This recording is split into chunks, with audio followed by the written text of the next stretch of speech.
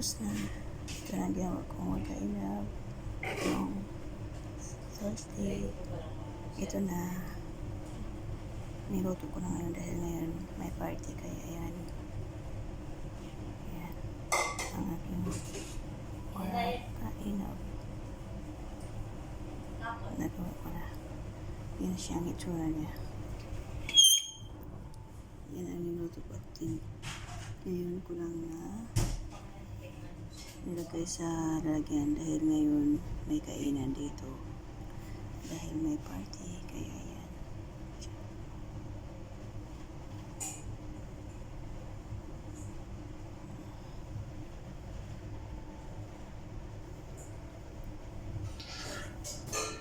Yan.